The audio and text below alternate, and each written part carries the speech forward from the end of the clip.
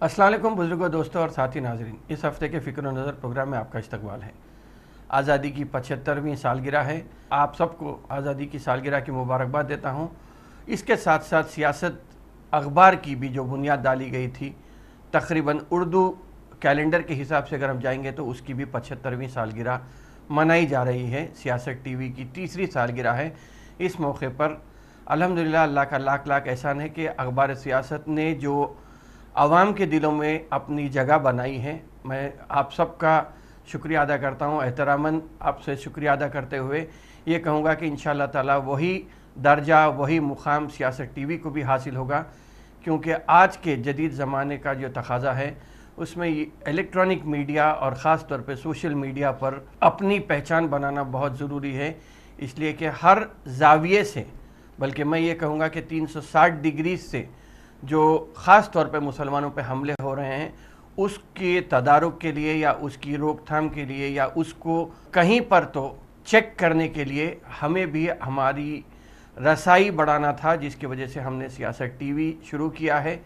अखबार के साथ साथ अब टीवी भी है, सोशल मीडिया पे फेसबुक हो या यूट्यूब हो, इस पर भी हम हर एक चैनल पे हमारी पहुंच बल्कि रसाई या दस्तयाबी आप लोगों तक रखेंगे, ताकि जो हिंदुत्व ताकतों की तरफ से जो मुसलमानों की छवि को बिगाड़ने की या हम पे जो ख़ास तौर पे मुसलमानों पे जो हमले हो रहे हैं उसको किस तरह हम काउंटर कर सकते, इसके लिए हमने एक सोशल मीडिया प्लेटफॉर्म पर अपनी वजूद का एहसास दिलाने के लिए हमने एक पहल की है। अल्हम्दुलिल्लाह अल्लाह का लाख लाख एहसान है कि सियासत टीवी को भी वही सरपरस्ती है, siyaset.com को भी वही सरपरस्ती आपकी हासिल है। इंशाअल्लाह ताला नए नए प्रोग्राम्स भी टीवी पे शुरू किए जा रहे हैं, जिसमें ख़ास तौर पे सुलगते हुए जो टॉपिक्स है, ये कहना गलत नहीं होगा कि जो चीज़ आज के ज़माने के हिसाब से हमें क़दम से क़दम मिला के चलने के लिए जो सुलगते हुए टॉपिक्स है, जिसे आम हिंदुस्तानी तक, मैं ये नहीं कह रहा हूँ कि सिर्फ मुसलमान तक बल्कि आम हिंदुस्तानी तक उस बात को पहुंचाने की हम एक कोशिश कर रहे हैं। इंशाअल्लाह ताला 16 अगस्त से एक वेब सीरीज़ के तौर पे हफ्ते में 2 एपिसोड, 5 एपिसोड की एक सीरीज़ बनाए हैं। उसके बाद आहिस्ता आहिस्ता एक एक एपिसोड बोलिए या आप सीरीज़ के तौर पे बोलिए, आहिस्ता आहिस्ता एक प्रोग्राम शुरू किया जाएगा। सियासत मैटनी के नाम से हम शुरू करने का प्रोग्राम है अभी, उसको हम करेंगे, जिसमें कि ख़ास तौर पे जो मसाइल हैं उससे उजागर करने की कोशिश करेंगे। इंशाअल्लाह ताला मैं समझता हूँ कि वो भी आपको पसंद आएगा। और आप लोग सियासत टीवी को अपने फ़ोन के प्ले स्टोर से सियासत टीवी ऐप को भी डाउनलोड कर सकते हैं। जब चाहे जब आपको हमसे जुड़ी हुई ख़बरें ख़ास तौर पे जो होती हैं वो आपको मिल जाएंगे। जैसा कि आप लोग सभी जानते हैं कि नेशनल बुलेटिन, इंटरनेशनल बुलेटिन और ख़बरों पे तबसरे और दीगर जो तफरीही प्रोग्राम होते हैं, सब इंशाअल्लाह ताला आपको कोई दूसरे और चैनल से मैं ये नहीं कहूँगा कि बिल्कुल उनके क़दम से क़दम मिलाकर हम पूरी कोशिश कर रहे हैं कि ये प्रोग्राम आपको, बल्कि ये चैनल आपका चैनल है और आपकी सरपरस्ती के साथ साथ ये आगे भी बढ़ेगा। शुक्रिया। मैं अपनी बात को यहाँ पे ख़त्म करता हूँ सियासत टीवी के ताल्लुक़ से या 75वीं सालगिरह के ताल्लुक़ से। अब आते हैं इस हफ़्ते के फ़िक्र नज़र के टॉपिक के ऊपर। तो इसमें हम अगर बात करेंगे तो मैं ये कहूँगा कि जुल्म फिर जुल्म है, बढ़ता है तो मिट जाता है। तो इस शेर को मैं पूरा नहीं कर रहा हूँ, सिर्फ ये जुमला पढ़ रहा हूँ, पहला मिसरा पढ़ रहा हूँ शेर का, कि जुल्म फिर जुल्म है, बढ़ता है तो मिट जाता है। इसी के साथ साथ एक और शेर इस हफ्ते बहुत नज़र से गुजरा, उसमें यह है कि जब जुल्म हद से बढ़ जाता है तो सैलाब आता है, तालाबों से उठकर शहरों में तालाब आता है। सुधर जाओ सितम गिरो, अपने सितम बंद करो, खुदा जब नाराज़ होता है तो अज़ाब आता है। ऐसा ही अगर देखेंगे तो अब जिस हिसाब से हिंदुस्तान भर में जुल्म हो रहा है उस पर अगर हम बात करेंगे तो एक और शेर मैं यहाँ पे पढ़ूंगा, जब उसमें यह है कि जब जुल्म हद से गुज़रता है तो खुदरत को जलाल आता है। फ़िरौन का जब सर उठता है मूसा कोई पैदा होता है। तो हमारा ईमान ये है कि सब्र के बाद यकीनन अल्लाह ताला अजर देने वाला है। अब इस हफ्ते जो सबसे बड़ी बात ये हुई कि आलमी इदारे ने कहा है कि दुनिया में जो मौसमी तब्दीली की वजह से हिंदुस्तान के तकरीबन 12 शहरों में पानी दाखिल हो जाएगा, समंदर का पानी दाखिल हो जाएगा। खैर ظلم کی بات تھی اور سمندر کے جب پانی داخل ہونے کی بات ہے تو اگر اشعار سے اس کو ملانا چاہ رہے ہیں تو آپ اس سے بھی جوڑ سکتے ہیں، یا نہیں تو پھر اب جو موسمی تبدیلی ہو رہی ہے سائنٹسٹ اس کی وجہ جو بھی ہو سکتی ہے، سائنٹسٹ کا کہنا یہ ہے کہ 3 فٹ پانی جب اوپر آ جائے گا اس کی اہم وجہ یہ ہے کہ پولیوشن اور کاربن ڈائی آکسائڈ کی وجہ سے یہ تبدیلی آ رہی ہے۔ اور ہندوستان کے جو 12 شہروں کے اوپر عالمی ادارہ ہے inter government panel on climate change IGPCC نے کہا ہے کہ 2030 تک عام طور پہ جو گرمی کی جو شدت ہوتی ہے وہ 1.5 ڈگری سے تقریباً 1.6 ڈگری بڑھ جانے کی امید ہے۔ یہ بھی کہا گیا ہے اس رپورٹ میں کہ گرمی بڑھ جائے گی اور ٹھنڈک کے جو جھروکے ہوتے تھے یا سردی کا جو یا سرد طوفان جسے کہتے ہیں وہ کم ہو جائے گا۔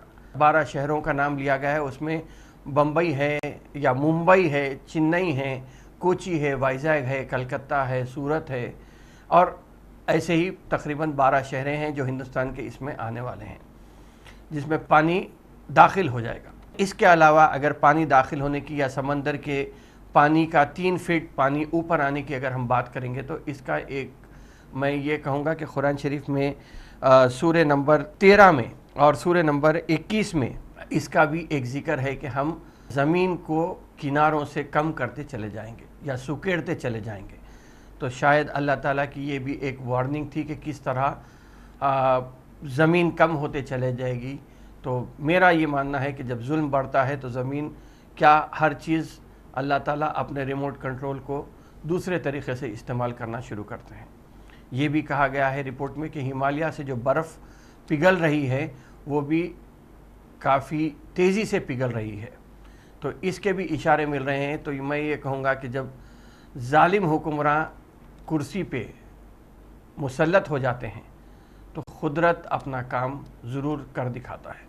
تو جس طریقے سے جو قدرت کا اگر نظام اگر دیکھیں گے یا ظلم کا اگر ہم دیکھیں گے تو اس میں ایک اور رپورٹ ہے جو خاص طور پہ یہ کہتی ہے کہ فی الوقت آج سے 9 سال کے اندر ہی آج آپ کو جو پانی مل رہا ہے اس کا 50% پانی، مطلب آدھا پانی، اگر آپ 1 لیٹر پانی استعمال کرتے ہیں تو 9 سال کے بعد آدھا لیٹر پانی ہی آپ کو دستیاب ہونے والا ہے، خاص طور پہ یہ ہندوستان میں۔ کیا وجہ ہے اس کی؟ ہو سکتا کہ ہزاروں چیزیں ہیں جس کی وجہ سے ایسا قدرت بھی اپنا کام کر رہی ہے۔ تو خاص طور پہ یہ بھی کہا گیا ہے رپورٹ میں کہ ہندوستان میں کافی حد تک، بلکہ ہندوستان کا 1/4 حصہ 25% ہندوستان کا حصہ ریگستان کی طرح ہو جائے گا۔ یہ سب آہستہ آہستہ ختم ہونے لگیں گے۔ تو کیا ہندوستان واقع میں ریگستان کی طرف بڑھ رہا ہے؟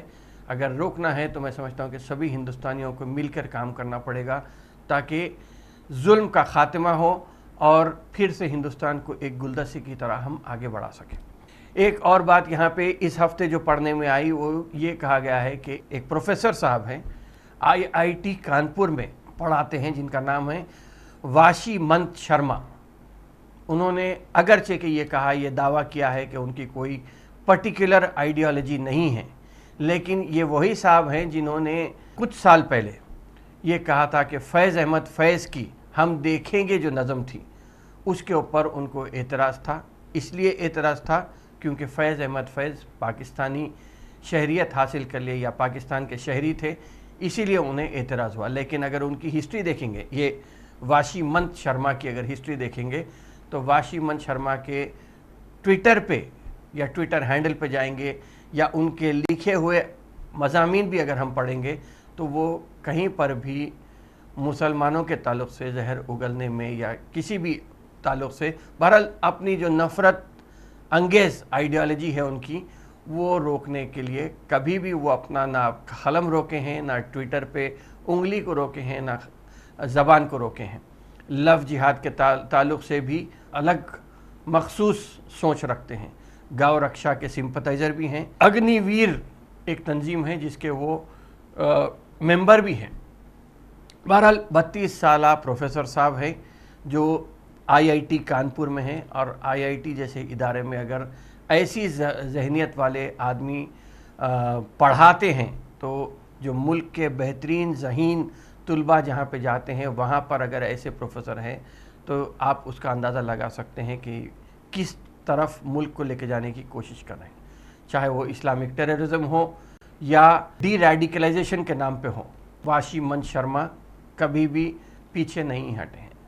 और इसके अलावा अगर हम देखेंगे तो उनके बहुत ज़्यादा जो नफ़रत अंगेज़ बयानात हैं उस पर भी वो कभी भी, चाहे वो जीन्स पहनने की बात हो से लेके अपने आप को मेडिटेशन के मामले में हो, उसमें वो काम करते हैं। लव जिहाद तो खैर उनका फेवरेट टॉपिक है, लेकिन वाशी मन शर्मा की बात क्यों निकली, इसलिए कि वो अभी एक नई किताब लिखे हैं जिसका टाइटल है द नेकेड मुगल्स। इसमें आपका कहना है, वाशी मन शर्मा का कहना है कि बाबर हो या अकबर हो या मुग़ल के जो भी बादशाह हों, बाबर से तो दुश्मनी आपकी समझी जा सकती है, औरंगज़ेब से भी आपकी दुश्मनी समझी जा सकती है, लेकिन अकबर द ग्रेट, जिसे हिंदुस्तान में अब तक अकबर द ग्रेट कहा गया है, शायद इसलिए क्योंकि वो एक राजपूत से शादी किए थे और अपना ख़ुद का मुसलमान इस्लाम को छोड़कर अपना ख़ुद का मज़हब निकाले थे, जिसे दीन इलाही के नाम से हम किताबों में पढ़े हैं। उस ताल्लुक़ से भी आप ये कहते हैं कि वो बहरहाल उनके कैरेक्टर पे संगीन इल्ज़ामात लगाए। खैर बाबर हो या अकबर हो या औरंगज़ेब हो, उससे आज के दौर के मुसलमानों का कोई ताल्लुक़ नहीं है, लेकिन आपको कहीं ना कहीं अपने एजेंडे को बढ़ावा देना था, तो उनको लेके आके बदनाम करने की एक कोशिश की गई है। तो ऐसे हमले तो होते रहेंगे, लेकिन मैंने जिस तरह कहा कि सब्र के बाद अजर है, हम अब तक सब्र करते आए हैं, इंशाअल्लाह ताला अभी भी सब्र करेंगे। और जब खुदरत का खेल खेला जाएगा अल्लाह मियाँ की तरफ से या ऊपर वाले की तरफ से, तो मैं समझता हूँ कि ये सब जितनी जहर अफशानी है यहाँ पर ही ख़त्म हो जाएगी। इन सब के बातों के साथ मैं अब अगला टॉपिक ये कहूँगा कि ख़ास तौर पे तेलंगाना में अगर देखेंगे तो क्या तेलंगाना में बाई इलेक्शन का सीज़न फिर से शुरू हो गया है। इसलिए कि एक इलेक्शन था, दुब्बाक का इलेक्शन हुआ था, वहाँ पे बीजेपी कामयाब हुई थी। अब इटाला राजेंद्र के इस्तीफे देने के बाद हुजूराबाद में इलेक्शन आने वाला है। उसके बाद ऐसा लग रहा है कि वेमुलवाड़ा में भी जो वहाँ के रुकन असेंबली है, उनकी शहरियत उन्होंने अपने आप को जर्मन शहरी बताया था, तो शायद उस एतबार से वहाँ पर भी कोर्ट फैसला करने वाला है।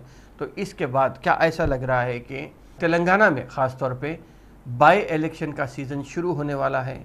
दूसरी तरफ अगर देखेंगे तो कांग्रेस ने जिस तरीके से अपनी ताकत आजमाई के लिए आदिलाबाद के इंदरवेली इलाके में एससी तबके के लिए जो गर्जना बोलिए आप या बड़ी एक रैली मुनज़्ज़म की थी, उससे ऐसा लग रहा है कि कांग्रेस भी अपने आप को, या जो कांग्रेस सोई हुई थी ख़ास तौर पे जो वेंटिलेटर पे कहा जा रहा था, वो ख़ास तौर से पेशेंट बेदार हो गया है और कांग्रेस पार्टी में एक नई जान आई है।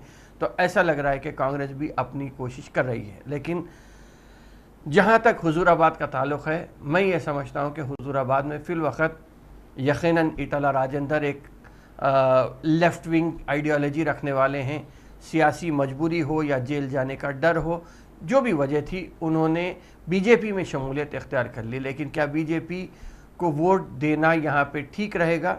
अगर इस पे हम चर्चा करेंगे तो या बातचीत करेंगे तो मैं समझता हूँ कि बीजेपी को एक दुबाक में कामयाबी मिली, नागार्जुना सागर में नाकामी हुई, लेकिन जीएचएमसी में जिस तरह बीजेपी ने कामयाबी हासिल की, अगर हुजूराबाद में मैं समझता हूँ कि बीजेपी कामयाब हासिल करती है तो बीजेपी के हौसले बुलंद हो सकते हैं।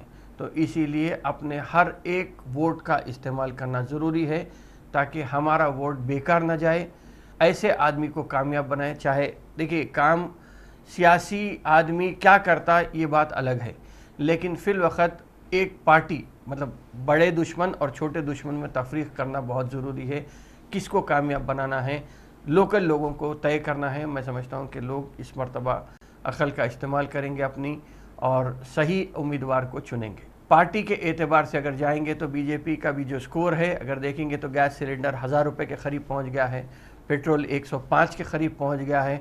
इन सब के दौर में मैं समझता हूँ कि लोग हर बिला लिहाज मज़हब व मिल्लत, ज़ात पात, इन सब को छोड़कर अगर वोट देते हैं, यकीनन कौन सी पार्टी को देना है लोग समझ सकते हैं। इसलिए कि कांग्रेस को शायद अभी उम्मीदवार ढूंढने में टाइम लग रहा है, क्योंकि कांग्रेस के जो उम्मीदवार थे कौशिक रेड्डी, जिन्होंने 61,000 वोट गुज़िश्ता इलेक्शन में लिए थे ईटाला राजेंद्र के खिलाफ, जो टीआरएस के उम्मीदवार थे।